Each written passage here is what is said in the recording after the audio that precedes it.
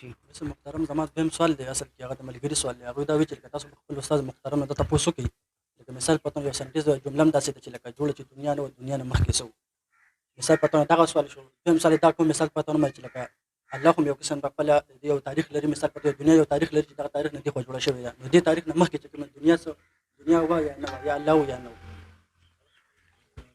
دا مو غلطه ده منطقي صحیح ده چې دنیا نه وه نو د دنیا نه مخکې څه دا خو کنټرډیکشن دی دا خو تضاد دی مونږ وایو که نه چې لکه اوس به طوري مثال زه تا ته وایم چې ته نه وې نو ستا نه مخکې څه و چې ته نه وې نو ستا نه داسې نه چې ستا نه خو نور مخکې کېدی شي اوس ستا نه مخکې څه و دا سوال خطا دی جي چې دنیا نه وه نو تا یو پیرې د دې قایل شوې جي چې دلته جي د یو شیز وجود نشته بیا وایي چې د دنیا نه مخکې څه نو بیا ته د وجود قایلې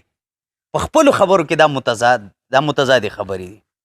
پاتې شو د باري تعالی په حواله باندې چې الله تعالی نه مخکې څه د الله تعالی د پاره جي ابتدا نشته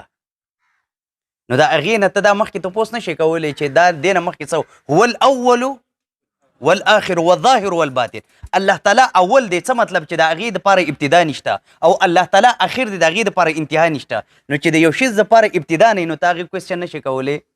چې یاره د دې اغاز د کوم ځای نه وشو بطوري مثال زه دلته راځم نو زما د دې راتګ آغاز به د یو ځای نه کېږي چې هغه شیرګل دی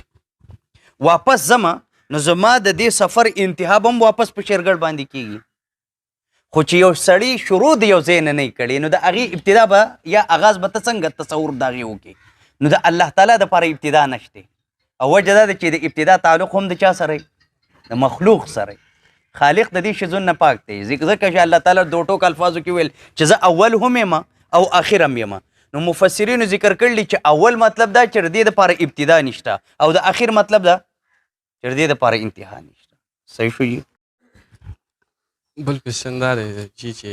دا قرآن چې مونږ وایو دا به وضو مونږ دغه کوو تلاوت به دې کوو نو دې موبایل کې چې کوم قرآن راغلی دی نو هغه مونږ بې وضو یا به وضو کولی شو دا خو عامه مسله ده دا خو دې قرآن پاک د موبایل کې چې کوم موبایل دی دې لپاره په دې باندې قرآن پاک چې کوم ډیفینیشن دی نو هغه پې نه فټ کېږي وجه دا ده چې قرآن پاک دې ته ویلی کېږي چې هغه په هارډ فارم کې او تاسو په خسامۍ وغیره کې د هغې تعریف ذکر کوئ ما بین دفتین قرآن پاک هغې ته ویلی کېږي چې هغه د دوو ګتو په منځ کې او د موبایل چې کم شیزونه دي نو هغه باندې د قرآن پاک دغه تعریف صادقېږي نه نو هغه قرآن دی هغه په سافټ فارم کې دی او زمونږ د هارډ فارم نو دغه د او 10 والا چې کم مسله دا د هارډ فارم دپاره ده سافټ فارم دپاره نه ده